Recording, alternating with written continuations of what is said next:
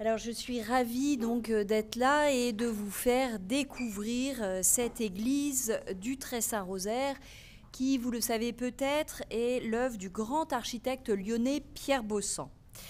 J'aimerais ce soir vous la présenter et tenter de comprendre dans quelle mesure c'est une église lyonnaise à Marseille ou bien une église marseillaise avec des airs lyonnais.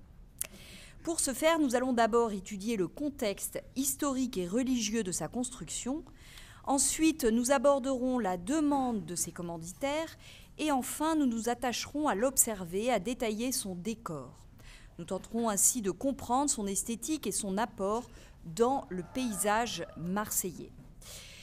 Mon propos a été construit autour des écrits de Félix Thiollet, un érudit stéphanois, auteur de l'œuvre de Pierre Baussan, en 1891, surtout les illustrations. Les frères dominicains, bien entendu, ont eux aussi écrit sur leur église. Jean Frimain, dans une revue du Comité du Vieux-Marseille en 1987. Augustin Lafay, bien entendu. L'architecte Pierre Baussan et l'église des prêcheurs de Marseille, dans Mémoire dominicaine numéro 19.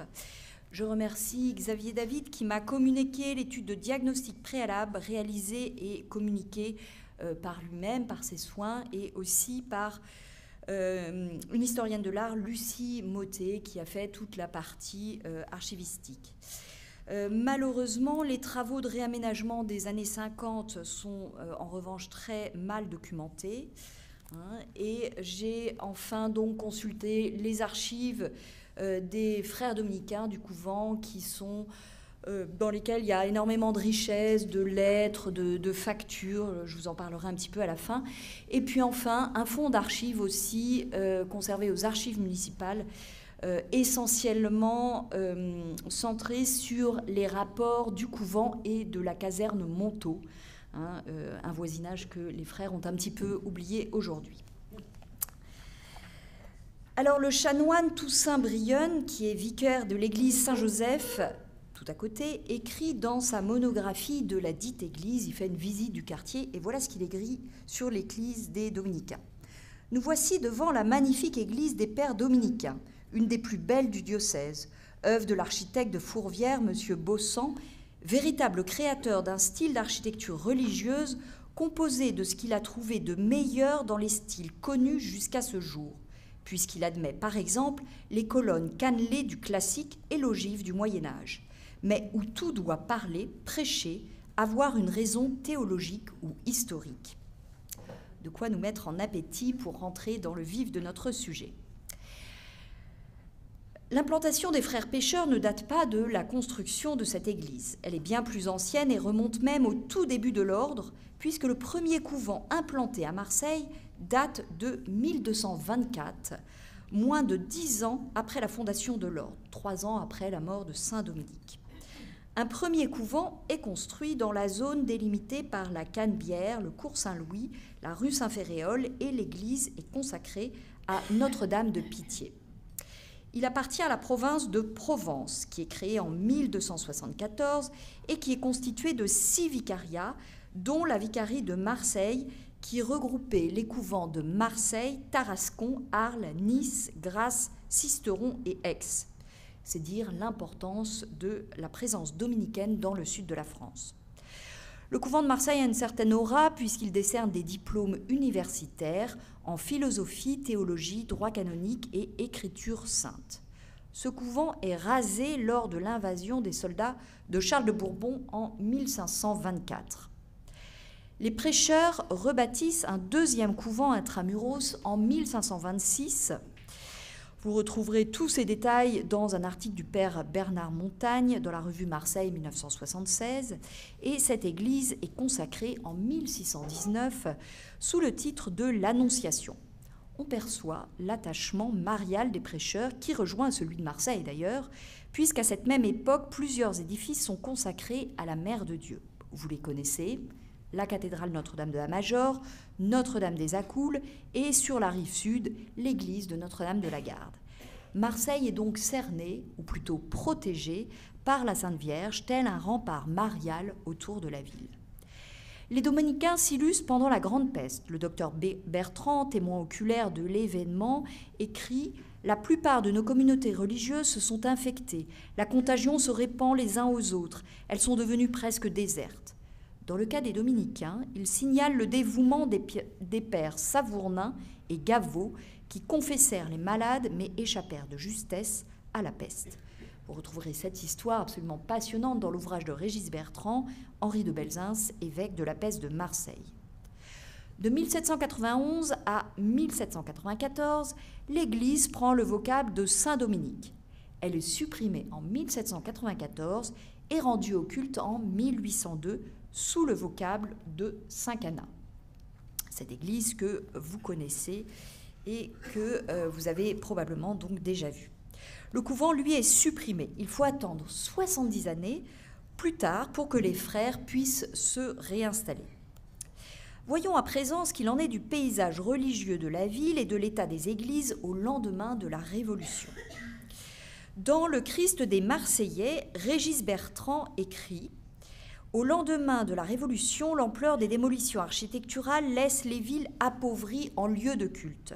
À Marseille, en 1794, les députés Barras et Fréron ordonnent la démolition de 2 églises sur 5, Saint-Féréol et les Accoules, ainsi que des couvents, chapelles de pénitents, maisons religieuses qui sont toutes rasées. Désormais, le culte révolutionnaire supplante les fêtes religieuses, le culte de la raison triomphe. En 1794, elle devient le Temple de la Raison pour être réouverte au culte en 1802 comme église paroissiale sous le vocable donc de Saint-Cana. Passé la tourmente révolutionnaire, Marseille tarde à recevoir un évêque. Enfin, en 1823, Fortuné de Masneau, originaire d'Aix, est nommé à Marseille, épaulé par un vicaire qui n'est autre que son jeune neveu Eugène de Masneau, qui prendra sa suite à partir de 1837 jusqu'en 1861. Eugène de Masneau, que vous avez ici en buste. Les Masneau vont fortement marquer le paysage religieux durant les 2 tiers du XIXe siècle. Ils vont s'attacher à restaurer l'Église dans son ensemble, le recrutement des prêtres, mais aussi la construction de nouvelles églises dans toute la ville en pleine mutation. En outre, ils réinstallent les communautés religieuses dont le nombre deviendra maximal à l'aube de la Troisième République. L'autre grande œuvre des Masneau, c'est donc la grande construction massive d'églises. À l'aube du XIXe siècle, il n'y a aucun sanctuaire, précise Régis Bertrand, entre l'ancienne collégiale Saint-Victor et la petite église des Augustins réformés tout en haut des allées Meillan. Ce sont 26 églises que les Masneau vont construire, dont la cathédrale et Notre-Dame de la Garde. Les édifices de culte sont d'ailleurs déconsidérés. On n'apprécie plus l'art roman, gothique, voire même baroque. L'église fortifiée qu'est Saint-Victor ne plaît plus. On rêve alors de néoclassicisme en cette première moitié du XIXe siècle. Saint-Charles, intramuros, illustre ce goût moderne. L'architecte Pascal Coste occupe ensuite le devant de la scène avec de grandes réalisations. Saint-Lazare, Saint-Joseph de la rue Paradis, Saint-Barnabé, Saint-Roch à Mazargues. Il s'inspire de l'Antiquité, mais aussi de la période paléochrétienne. La Provence est comme la Grèce, l'Italie et l'Asie mineure, une terre éminemment classique. Voici donc l'église de Saint-Joseph. Mais l'édification de toutes ces églises ne va pas sans heurts. Les contraintes concordataires sont contournées et les églises s'élèvent parfois grâce à la générosité de riches donateurs, le cas d'Anne-Rosine Noyer-Prat dont je reparlerai tout à l'heure. Au conseil municipal de 1837, Fourtou les clapiers anticléricaux notoires ripostent sans attendre. Où s'arrêteront les dépenses infligées à la ville? Il est difficile de prévoir. Si l'on tolère plus longtemps cette manie d'élever des églises suivant le caprice premier venu. Ainsi, il est question d'en élever une à la rue Paradis. Le chantier démarré, il fallait ensuite obtenir sa reconnaissance officielle.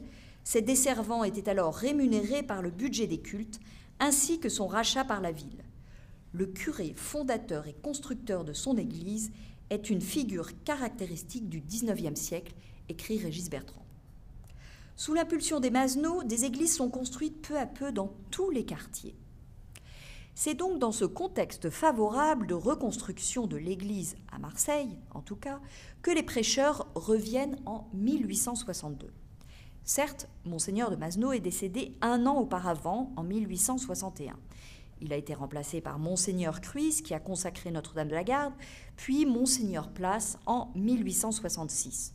Ce dernier poursuivant la création de paroisses comme Saint-Philippe, Saint-Défendant et autres. Les grands chantiers de Notre-Dame de la Garde et de la cathédrale seront achevés sous le mandat de Monseigneur Robert. On est donc, vous l'avez compris, dans un siècle total de reconstruction des églises. On doit au père Lacordaire d'avoir réimplanté les frères en France à partir de 1843.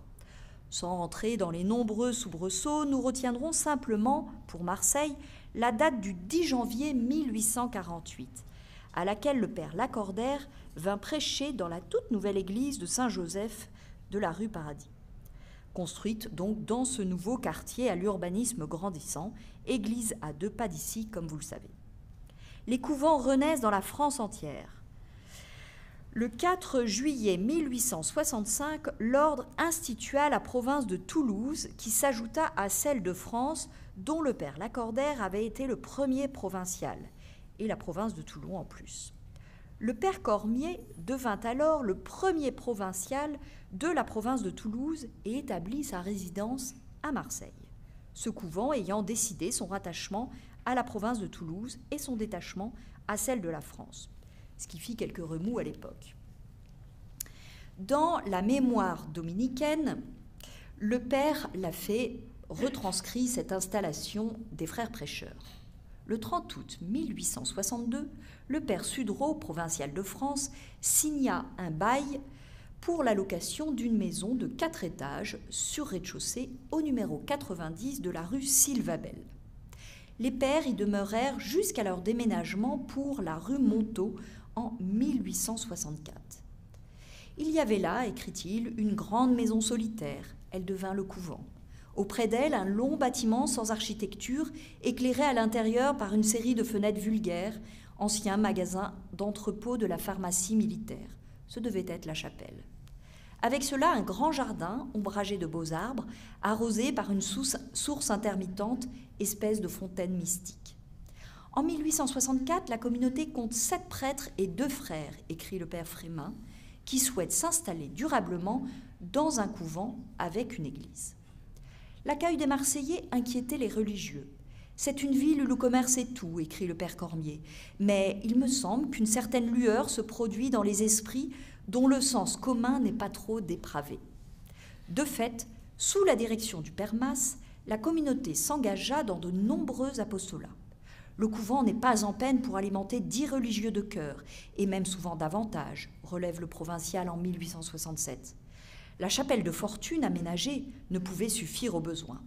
Pour confirmer l'implantation durable des frères, on résolut de construire, avec la seule autorisation verbale de Monseigneur Cruys, évêque de Marseille, une chapelle et un couvent. Il faut noter que le père Masse était originaire de Lyon. Supérieur de Marseille depuis 1865, le père Cormier l'associa étroitement aux discussions concernant le choix d'un architecte pour la nouvelle église. On peut d'ailleurs probablement lui attribuer le choix de Pierre Baussan au terme de débats serrés. L'église néo-gothique de Tassin la Demi-Lune fut construite grâce aux largesses de sa famille. Les frères lancèrent un emprunt de 100 000 francs par obligation avec participation pour souscripteurs aux grâces, suffrages et bénéfices spirituels des frères prêcheurs de la province de France. La somme réunie permit aux frères d'acheter la propriété Falguière, rue Montaut, nom que portait la rue Edmond-Rostand jusqu'en 1919. Avant l'arrivée des frères sur la propriété Falguière, cette propriété était louée par l'intendant militaire pour installer la réserve de médicaments. Un bail de 9 ans avait été enregistré en 1855. C'était une maison donc de 2 étages, 5 magasins sur la cour et d'une cour et d'un étage. Là, vous avez un montage un petit peu habile de 2 plans des archives municipales pour vous montrer un petit peu ce qu'est le quartier. Là, on est bien avant l'arrivée des frères, puisqu'on est en 1847. Et donc, voilà à quoi ressemble ce quartier. On a déjà, vous le voyez, cette configuration des rues étroites avec cet urbanisme montant. Voilà donc notre rue Montaut. Vous apercevez peut-être, donc la rue est ici, la rue Suffren, et donc le couvent va s'édifier ici. Vous remarquez ici que la rue est fermée. La rue est totalement privée et les dominicains vont devoir ouvrir la rue à partir de 1874. On le voit dans les délibérations du conseil municipal de la ville. Il est question d'un projet d'ouverture au public de la rue Montaut entre la rue Sainte-Victoire et la rue des Vignerons. Et donc les pères dominicains, seuls propriétaires de la voie, déclarent faire cession gratuite à la ville du sol, donc du passage. Ils s'engagent donc à démolir la grille et la maçonnerie qui la soutiennent, et la ville, elle, prend à sa charge la mise en état de la nouvelle voie, y compris la couverture des trottoirs. Les pères vont donc se mettre en quête d'un architecte. Le père Cormier intervient à toutes les étapes du débat pour la construction de l'église de Marseille, sans cependant dessaisir la communauté de ses responsabilités. Un de ses soucis consistait à inscrire la construction de l'église dans la tradition dominicaine sans copier servilement le passé. Il écrit « Le désir de donner à Dieu un temple convenable et de faire honneur aux belles traditions de notre ordre est mon unique mobile. » Vous comprenez là que le maître d'ouvrage est très exigeant dans sa commande. Les pères dominicains sont cultivés, il n'est pas question pour eux de faire l'économie d'un projet qu'ils souhaitent ambitieux. On discuta la proposition faite par le provincial de se lancer dans la construction de l'église à partir de 1866. Le 1er juin de cette même année, en la fête du Sacré-Cœur, une riche veuve, femme d'entreprise, Anne-Rosine Noilly-Prat, fidèle de la chapelle de la rue Montaut, conçut la résolution de subvenir aux frais du nouvel édifice. Elle fit un don de 50 000 francs. Le coût d'une église dépassait de loin cette somme, mais cela permettait de démarrer le projet. Anne-Rosine Noilly-Prat, lyonnaise de naissance, est la fille de Louis Noilly, fabricant de liqueurs et négociant en vins et spiritueux, fabricant du fameux vermouth. L'industrie vient s'établir à Marseille, au 143 de la rue Paradis. Louis associe Claudius Prat à son commerce, qui épousa Anne-Rosine. En 1859, âgée seulement de 34 ans, elle devint veuve. À présent mère de 3 jeunes enfants, elle reprit l'industrie paternelle et dirigea jusqu'à sa mort en 1902. Femme d'entreprise, elle est connue pour son extrême générosité. Elle patronna d'ailleurs bon nombre d'œuvres de charité. Grande chrétienne, ses fils avaient été scolarisés à Sorèze, repris en main par le père Lacordaire depuis 1854. Elle distribuait gratuitement le vin de messe aux diverses églises de Marseille, soit 600 000 litres par an. Elle fonda l'asile des Dames du Calvaire pour les incurables, présida 7 ans la petite œuvre pour les jeunes filles pauvres. Elle fut préposée à la Légion d'honneur. Il faut se rappeler qu'elle est aussi l'arrière-grand-mère de la comtesse Lily Pastré, qui assura à son tour un généreux mécénat auprès des artistes juifs pendant la Seconde Guerre mondiale. Vous pourrez retrouver toute cette histoire d'Anne-Rosine Noilly-Prat dans la notice écrite par Éliane Richard dans Les patrons du Second Empire. Anne-Rosine Noilly-Prat participa à l'embellissement de l'église Saint-Joseph à la hauteur de 120 000 francs pour le maître-autel de la nouvelle église et l'aménagement du sanctuaire. Autel couronné de la figure de Saint-Joseph sur fond de marbre rose, œuvre du sculpteur Millefot, dont je vous parlerai tout à l'heure, puisque vous allez voir, il a collaboré avec Baussan ici pour les Dominicains. Ces largesses envers les Dominicains ne prirent fin qu'en 1900, une fois payés les stalles du chœur, et le montant de ces dons s'élevèrent alors à 325 000 francs, non comprises les dépenses d'entretien. À présent, essayons de comprendre pourquoi et comment on va choisir Pierre Baussan comme architecte de l'église du Saint-Rosaire.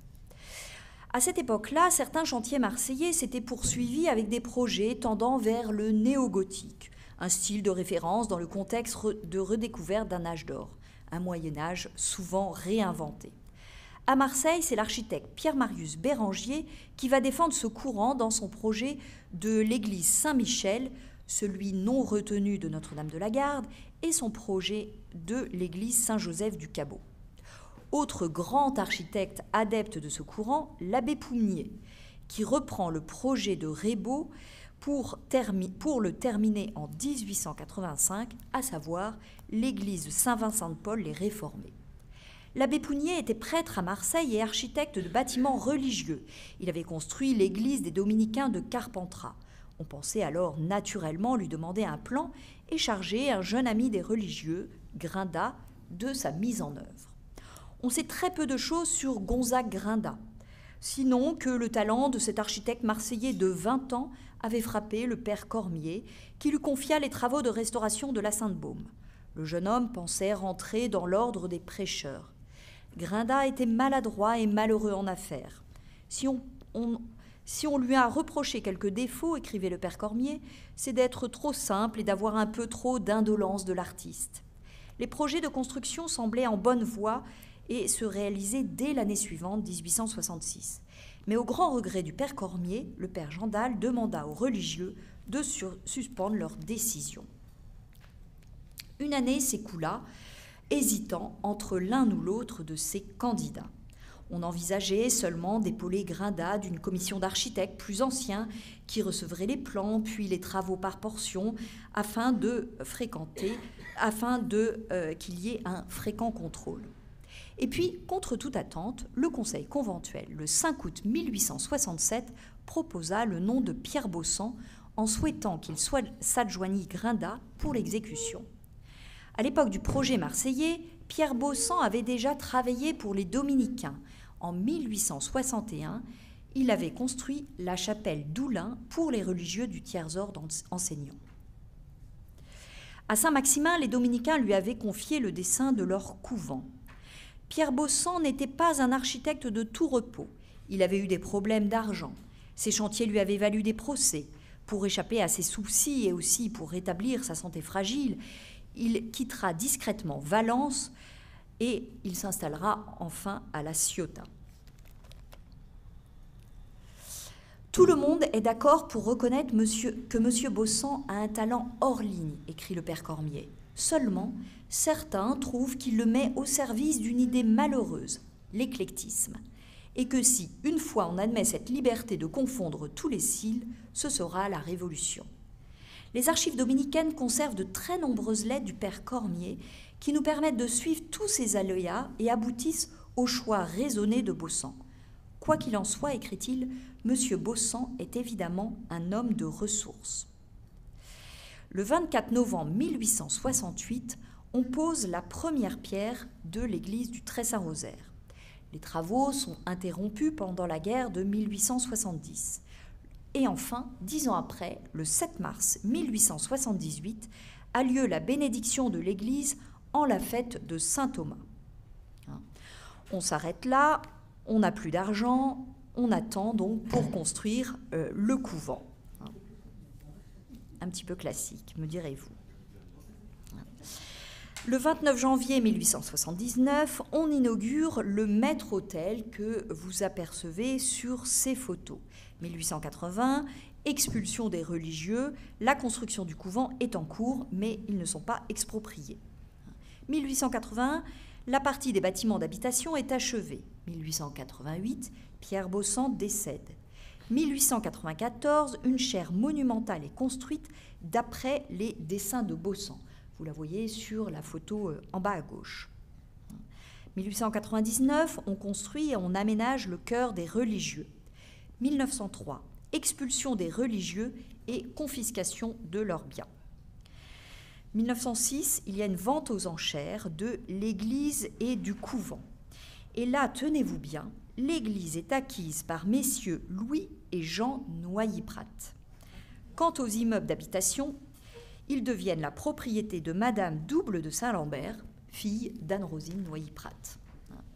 Donc, vous comprenez bien que cette famille qui a fait déjà construire cette église va la racheter donc une deuxième fois. Pendant la Première Guerre, les religieux sont mobilisés. En mai 1919, l'église est enfin réouverte. En 1921, les pères s'installent dans l'ancien couvent. 1929-1931, construction du bâtiment le long de la rue Edmond-Rostand. Porterie, parloir, chambre d'infirmerie. 1939-1945, Seconde Guerre mondiale, les pères rentrent en résistance et portent secours aux familles juives. 1959-1961, construction du bâtiment le long de l'église où sont installées les chambres d'étudiants à louer. Après la Seconde Guerre mondiale, l'église connaît un temps de crise et c'est le temps de la déconstruction, écrit Xavier David, d'une partie de l'intérieur de l'église par la communauté dominicaine de Marseille. La chaire, le baptistère, l'hôtel de Saint-Thomas d'Aquin sont démolis dans les années 1950. L'hôtel majeur est démonté pour être partiellement remonté dans la chapelle Saint-Thomas d'Aquin. Un nouvel hôtel majeur de forme contemporaine est installé. Une éclipse d'une vingtaine d'années, de 1870 à 90, suivra avec la fermeture de l'église haute et un repli de la communauté dans la crypte. Pendant ces années d'abandon, l'église haute, les couvertures, les chéneaux sont en très mauvais état, provoqueront des infiltrations et des dégâts considérables, en partie haute des voûtes. Depuis les années 1990 est venu le temps de la réappropriation de l'œuvre de Baussan et aujourd'hui, le temps d'une restauration de celle-ci. Voyons à présent cet architecte Pierre Baussan. Il est l'aîné d'une famille de 7 enfants. Son père est un modeste ouvrier du bâtiment. À l'âge de 20 ans, il entre à l'école des Beaux-Arts de Lyon. Il obtient en 1835 un premier prix d'architecture avec une mention d'ornement. Il entre aux Beaux-Arts de Paris. À la mort de son père, il revient à Lyon pour soutenir sa mère et sa famille qui sont sans ressources. Il part un instant en Sicile et il revient à Lyon en 1852 pour reprendre ses travaux d'architecture. Il fait la connaissance du saint curé d'Ars à qui il doit sa conversion. L'architecte Louis Sainte-Marie Perrin, beau-père de Paul Claudel, ami et disciple de Baussan, rapporte les propos de son maître. « L'Italie m'a donné la direction, Ars m'a donné l'indépendance. J'ai vu dans cette belle Italie les grandeurs sévères du catholicisme s'unir aux élégances antiques. Voilà l'union que je veux poursuivre.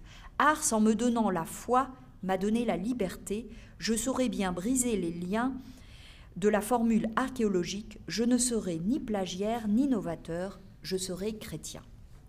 C'est un homme d'une constitution fragile. Il souffre d'asthme chronique, sans doute dû à ses débuts comme tailleur de pierre.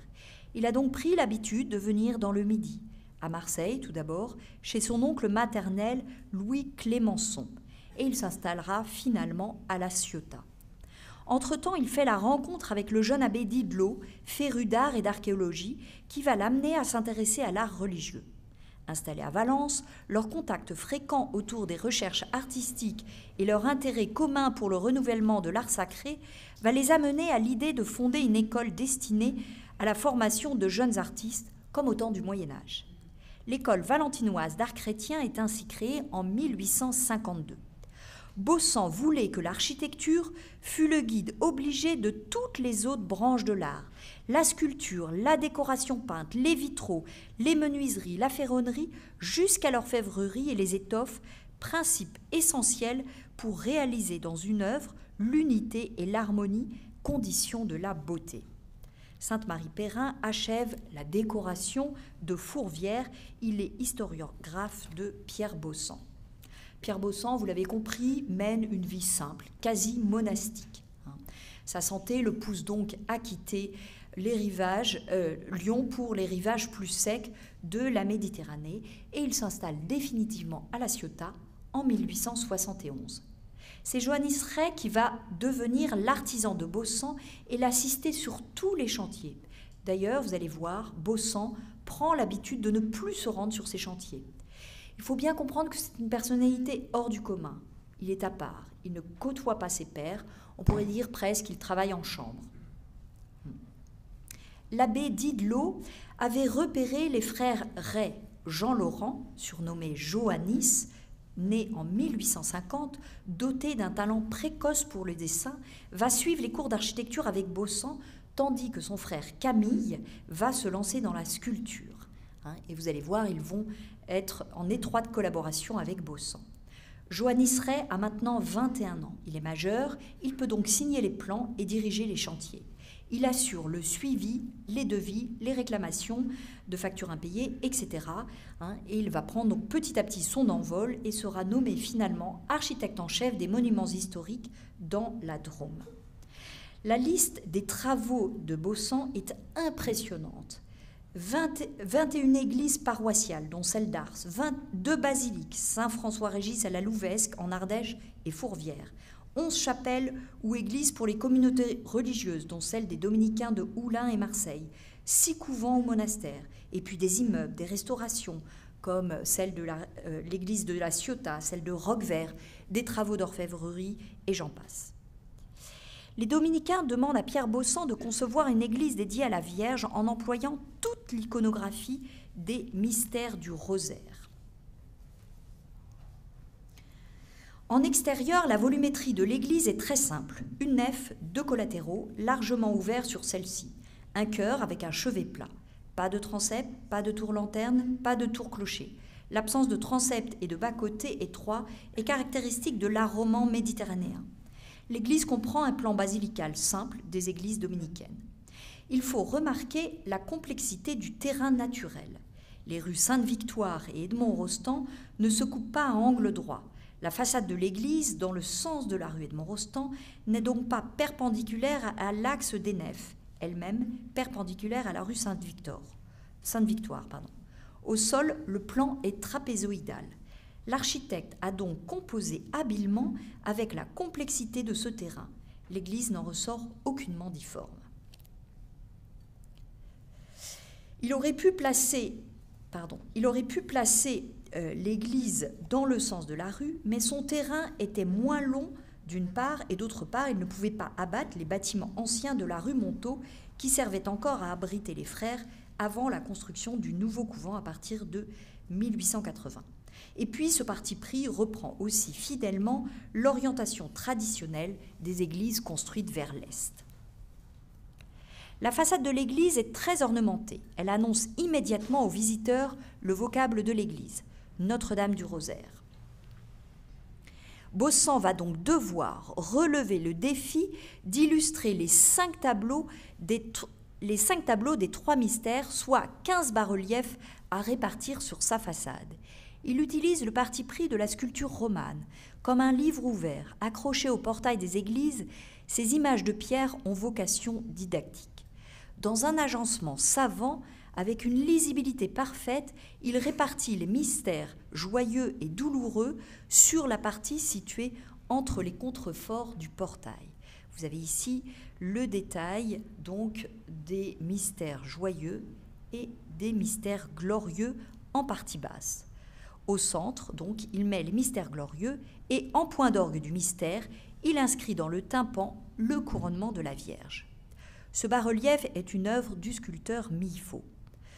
En haut de la façade, une rosace polylobée. Le chiffre TSR flanqué sur les pierres sont les initiales du titre même de l'église du Très Saint-Rosaire. Et vous voyez ces écritures qui sont différentes un petit peu partout. Les contreforts sont couronnés d'anges, allusion à Isaïe 6, 1, 3. Je vis le Seigneur assis sur un trône élevé. Sa traîne remplissait le sanctuaire. Des séraphins se tenaient au-dessus de lui, ayant chacun 6 ailes, 2 pour se couvrir la tête, 2 pour se couvrir les pieds, 2 pour voler. Il est digne, l'agneau immolé, de recevoir puissance et richesse, sagesse et force, honneur et gloire, clament les myriades d'anges dans l'Apocalypse au chapitre 5. Quelle belle injonction pour les fidèles lorsqu'ils rentrent dans la maison de Dieu. Puissions-nous y penser lorsque nous pousserons les portes de cette église, temple de Dieu. Les anges jouent un rôle majeur dans le programme iconographique réalisé par Millefaux. Ils aident les fidèles à entrer dans le monde bien ordonné des saints et des bienheureux, écrit le père Lafay. ces mêmes anges de mi-faux que l'on retrouve au maître-autel de Saint-Joseph, avec la même ornementation très soignée. Nous retrouvons donc notre façade qui se poursuit un peu plus discrète et nous avons cette niche d'angle qui est en fait une sorte de trait d'union entre les deux façades, une niche abritant une statue aujourd'hui disparue ou même jamais installée. Elle est aussi un écho de ces nombreuses statuettes aux angles des maisons marseillaises. Les contreforts de côté sont alors ponctués non plus de séraphins, mais de têtes de chiens, allusion au domino canès. Le chanoine Brionne, prévôt du chapitre de la cathédrale, écrit à ce propos. Dans la partie haute, des têtes de chiens empruntées à une belle race, aux oreilles longues, en souvenir de la vision de la mère de Saint-Dominique, fondateur de l'ordre des prêcheurs, le chien tenait et portait partout une torche enflammée, la vérité qui deviendra la devise de l'ordre. Ce chien qu'on avait déjà sur l'église de Saint-Cana. Ces chiens que l'on retrouve ça et là dans différents endroits de l'église du couvent, tels les gardiens du temple, ces mascarons de chiens d'une grande originalité semblent monter la garde autour de l'église. À noter le traitement des oreilles pendantes qui se confondent avec le feuillage tout autour. Ces mêmes chiens que nous retrouvons ici sur la photo à l'intérieur, mais qui n'ont pas du tout le même air. Si vous regardez bien, on a l'impression qu'ils sont en méditation puisqu'ils sont à l'intérieur de l'église. Donc vous ne le savez pas, mais le frère Antoine va monter un jeu de piste sur les chiens des dominicains qu'il va commercialiser sur le site de Marseille Expérience. Ça changera des jeux poissons et sirènes qu'on a à l'office de tourisme. Merci mon frère. Ces motifs animaliers, ornementaux, sont utilisés par Espérandieu. Il place autour de la coupole surmontant le chœur de Notre-Dame de la Garde des chimères, tandis que des lions entourent la cathédrale, voire même une espèce de dragon absolument abominable. Nous voici à l'intérieur, une taille moyenne, 42 mètres sur 28. Le vaisseau possède une belle ampleur. La fonction principale est en adéquation même avec la vocation première des prêcheurs, la prédication. Baussan conçoit donc ce volume très ample que l'on avait déjà à Saint-Cana. L'église possède 3 nefs séparées par 2 rangées de colonnes. Il opte pour un plan basilical, une grande nef centrale entourée de 2 nefs latérales plus étroites qui ont un rôle de circulation, de déambulatoire. Baussan joue littéralement avec ces systèmes de voûtes qu'il démultiplie à l'infini, tels les pétales d'une fleur, et qu'il fait retomber tantôt sur des colonnes en granit, monolithes, d'autres mêlant le cannelé aux 2 tiers supérieurs et baguets, des pilastres adossés, des colonnes plus petites en marbre rouge, etc. En accompagnement de l'architecture, Pierre Baussan va utiliser plusieurs arts du décor pour mettre en œuvre le programme. En intérieur, l'architecture se déploie du bas vers le haut, du pesant au léger, des lourdes bases des chapiteaux aux nervures élancées de la nef. Voyez la plante, disait Baussan à Sainte-Marie-Perrin. Elle s'établit par les racines, la tige se développe avec simplicité et les richesses de la fleur la couronnent. Les chapiteaux et les bases des colonnes, les arcs, les nervures, les voussures des arcs portent une ornementation. Chaque ornement est unique. Il n'y a ni 2 chapiteaux ni 2 voussures d'arcs identiques dans toute l'église. On sait que Baussan se retire à la Ciotat. Il y mène une vie sobre. Cette retraite sur les bords de la Méditerranée va-t-elle lui inspirer ces motifs ornementaux ? Il va sans dire que les motifs végétaux de l'église sont d'une variété immense. L'acanthe, tout d'abord, motif classique des chapiteaux corinthiens, se décline aux abords lobés, dentés. Elle participe toujours à apporter une certaine opulence. Des fleurs de lotus, avec ses pétales en éventail, héritées de l'Antiquité et de l'art égyptien. Elle devient un ornement au XIXe siècle. Et puis la fleur de lys, qui n'est pas uniquement l'attribut de la Vierge Marie, c'est un motif lié à la royauté, fonction associée au caractère ecclésiastique. La palmette, enfin, feuille de palmier, peut avoir quantité de déclinaisons, caractéristiques du Premier Empire. Les jusses croissent comme le palmier, chante le psalmiste. Motif lié à la fuite en Égypte, mystère joyeux. À l'entrée à Jérusalem, mystère douloureux. C'est enfin la palme tenue par les martyrs. La palme est un symbole de résurrection, mystère glorieux. Les rinceaux végétaux soulignent les cordons de voussure. C'est un motif décoratif qui plonge ses racines dans l'observation naturaliste. Il bénéficie d'une diversité d'interprétations et d'usages.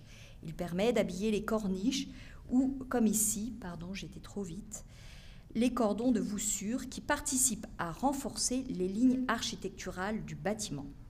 Ces sculptures sont dues à un certain Auguste Félix, sculpteur ornemaniste à Valence. On le voit ainsi nommé dans les états de situation. Dans les comptes, tout est noté en détail. Le coût de chaque laveau, les motifs, y compris le transport à Marseille. La facturation mentionne bien ces feuilles d'eau à la base des 14 colonnes. Il n'est nullement mentionné qu'elles doivent être différentes. Le sculpteur suit probablement des modèles et des consignes de l'architecte qui, à cette époque, a un champ très large d'exécution et a autorité sur ses sculpteurs. On est frappé en évoluant dans l'église car chaque colonne est ponctuée à sa base d'une feuille différente de la précédente et de la suivante, comme d'une profusion végétale, promesse d'un jardin d'Éden. Tout n'est que feuilles et fleurs. Les représentations même de la croix sont adoucies par des branches feuillagées. Bossant, comme le célèbre peintre et moine prêcheur, Fra Angelico aimerait-il à n'exalter que la beauté de Dieu ? Ces mêmes croix feuillagées que Bossant avait réalisées déjà à Oulin.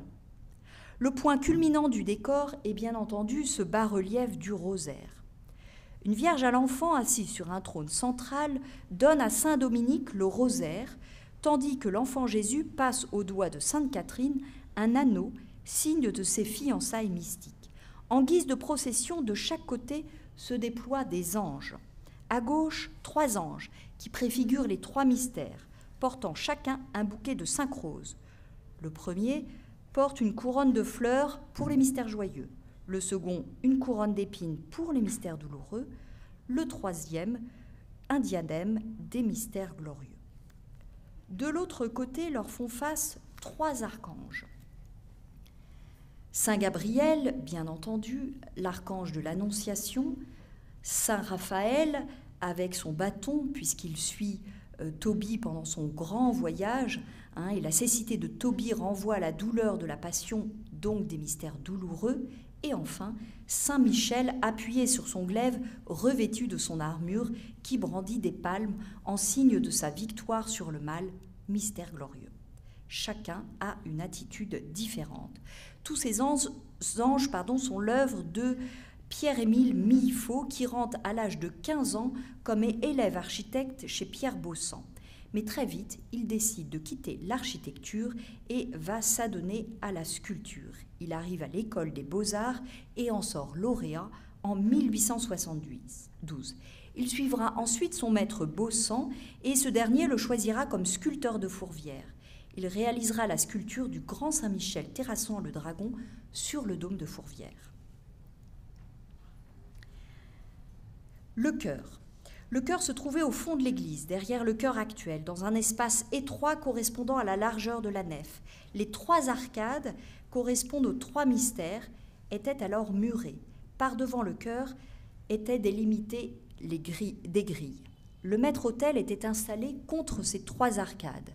Félix Thiollet en donne une description et donc décrit une table d'autel portée par des cariatides de bronze, et sur un autel était le tabernacle surmonté d'une exposition du Saint-Sacrement.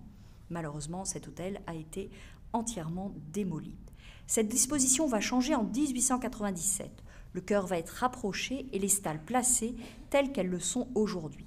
On a surélevé le maître-autel de 2 marches. Viennent ensuite les chapelles. Les nefs sont complétées de part et d'autre par 6 chapelles parallèles à la nef et de même dimension.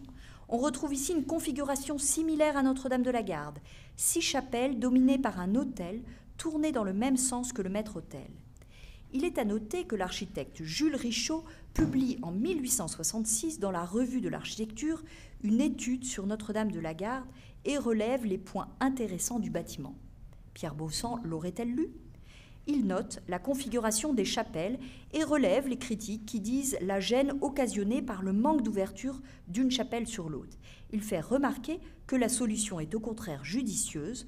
En y appuyant les autels, il était possible d'y célébrer les messes par petits groupes de fidèles. Les 3 chapelles du Sacré-Cœur, de saint Thomas d'Aquin et de Saint-Lazare s'ouvrent du côté de l'Évangile. Les chapelles de Saint-Joseph, Saint-Dominique et Sainte-Catherine de Sienne s'ouvrent du côté de l'Épître. Baussan a fait les études des 2 chapelles les plus proches du maître-autel, Saint-Joseph, que vous avez ici à gauche, et celle du Sacré-Cœur, réalisée de son vivant. Il sera question de Saint-Dominique entre juillet 1900 et 1901. L'autel de Saint-Lazare est postérieur. Ces 2 derniers ne sont pas en pierre, mais ce sont des postiches de plâtre. L'autel de Saint-Joseph n'a subi aucune modification et reste totalement complet. Il est composé de la statue de Saint-Joseph portant l'enfant Jésus, en dessous à gauche Saint-Pierre et à droite Saint-Lazare. Devant l'autel, un bas-relief présente la mort de Saint-Joseph, iconographie pour le moins originale. À droite, l'autel du Sacré-Cœur. La ville et le diocèse de Marseille ont été les premiers de l'univers solennellement consacrés à ce cœur adorable et peuvent prétendre au glorieux titre de ville et de diocèse du cœur de Jésus, écrit Monseigneur de Belzunce en 1733. Le culte du Sacré-Cœur se développe donc dans la ville, encouragé par une société de prêtres, et la procession votive en constitue l'aspect le plus visible du culte, chaque vendredi suivant l'octave de la Fête-Dieu. Le Sacré-Cœur fait ainsi figure de culte protecteur de la cité, écrit Régis Bertrand.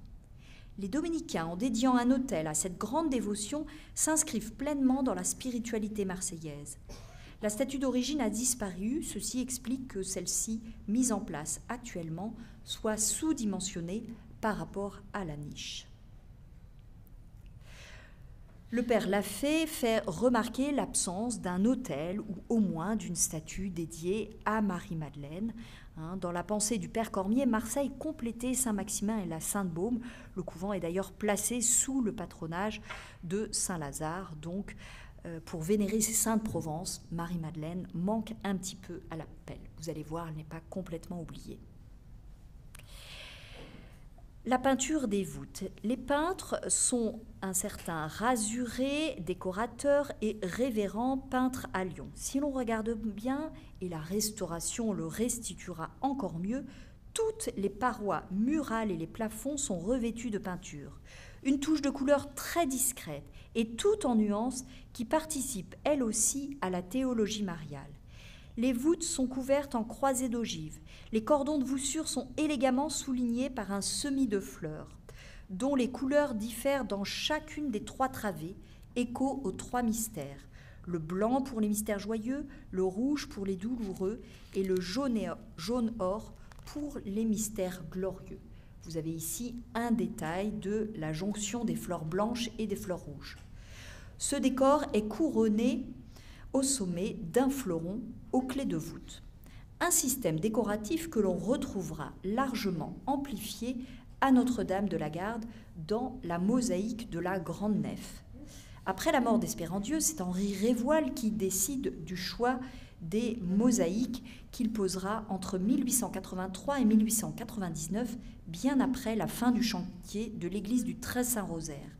A-t-il donc été inspiré par ce même système décoratif pour les coupoles de Notre-Dame de la Garde ?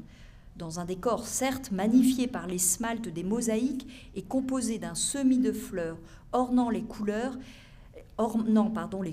des 3 couleurs traditionnelles de la Vierge, une coupole de fleurs blanches pour le voile, une coupole de fleurs bleues pour son manteau, une coupole de fleurs rouges pour sa tunique, le tout couronné, là encore, d'un fleuron au centre.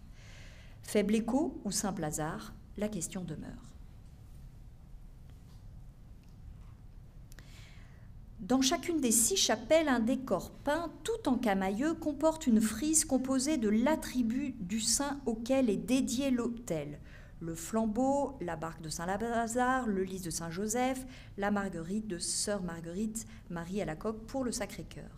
Un rappel similaire dans les chapelles de Notre-Dame de la Garde, et vous avez l'autel de Saint-Joseph avec ici le lys ou bâton fleuri qui est son attribut. Les vitraux proviennent de l'atelier du peintre verrier Jean-Baptiste Barrelon, situé à Grigny, à quelques kilomètres de Lyon.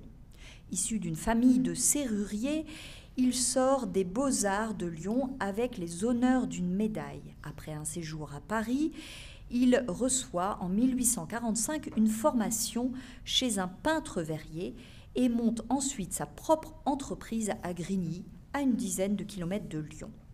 La maison Barrelon étendit de plus en plus son champ d'action et va travailler dans tous les pays, que ce soit l'Irlande, l'Italie, jusqu'à la Nouvelle-Calédonie.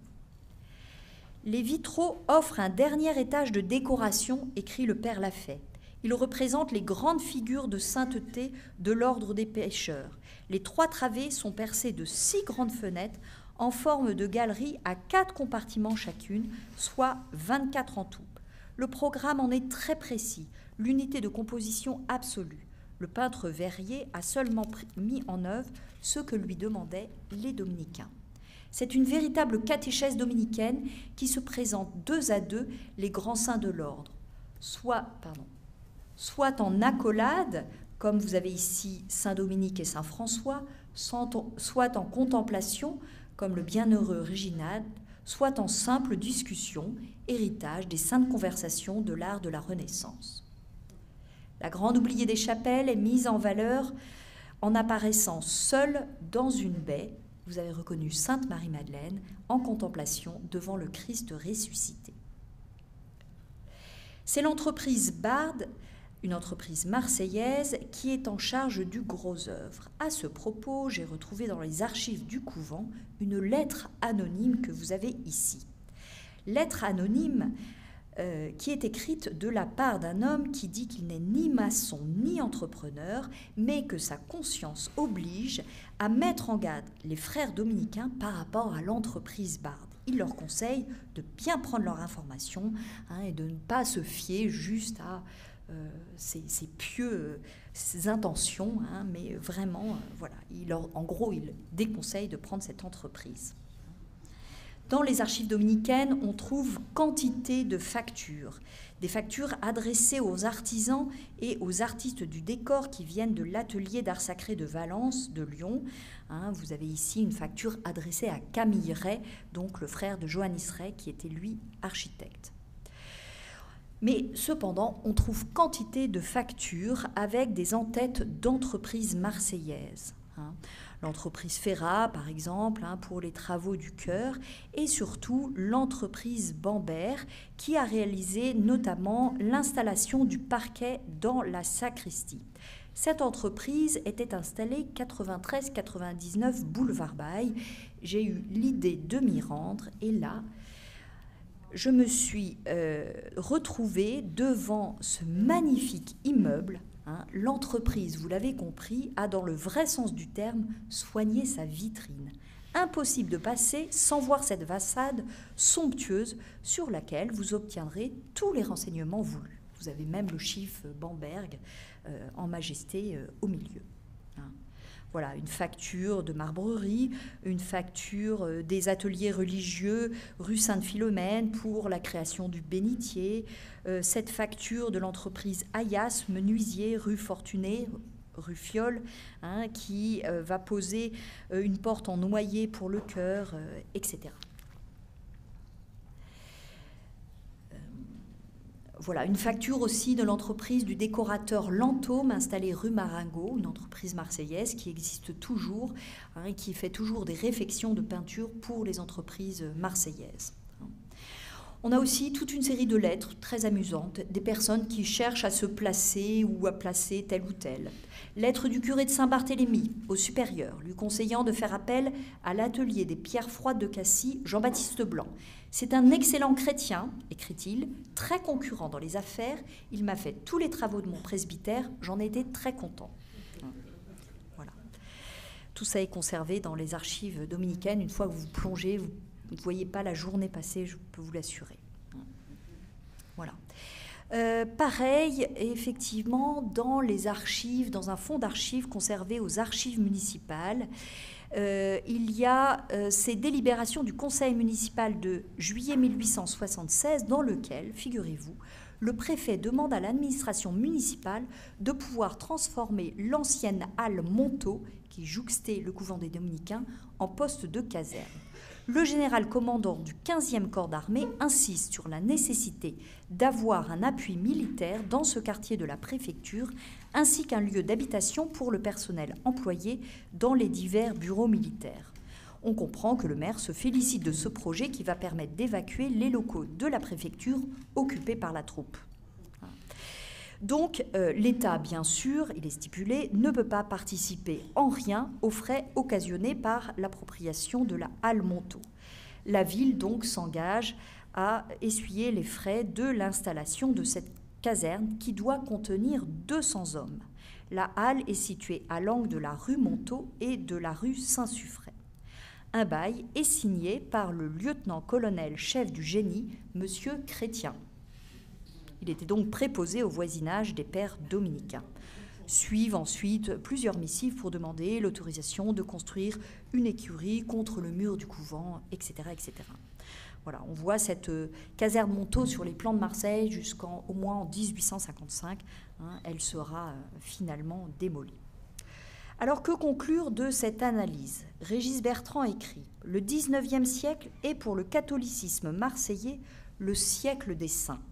Marseille est le seul diocèse français dont un évêque au XIXe siècle ait été canonisé, Sainte Eugène de Masneau. On peut ajouter Mère Marie de Jésus, fondatrice des religieuses du Sacré-Cœur de Jésus de la Serviane, Saint-Pierre Julien Aymar, fondateur des prêtres du Sacré-Cœur, du Saint-Sacrement, Sainte Émilie de Vialard, qui établit la maison mère des sœurs de Saint-Joseph de l'Apparition, Sainte Madeleine Sophie Barra, fondatrice des Dames du Sacré-Cœur, le bienheureux Frédéric Ozanam, qui avait épousé une Marseillaise et mourut dans la ville en 1853, l'abbé Fouque, bien entendu. Le révérend père et bienheureux Hyacinthe Henri Cormier allonge cette liste. Bien sûr, me direz-vous, il n'est pas né à Marseille, il n'y est pas mort non plus. Mais il a voulu s'y installer et y ancrer la toute jeune province de Toulouse. Sa mémoire pour l'ordre est fixée au 21 mai, date de son élection en tant que maître de l'ordre, date à laquelle est aussi fêtée Sainte Eugène de Masneau. Ce même père Cormier, avec ses frères, va donc fonder l'église et le couvent.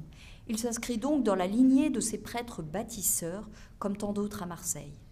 Malgré sa préférence pour l'architecte marseillais Grinda, ou sinon celle de l'abbé Pougnier, il se rallie au choix général de Pierre Baussan.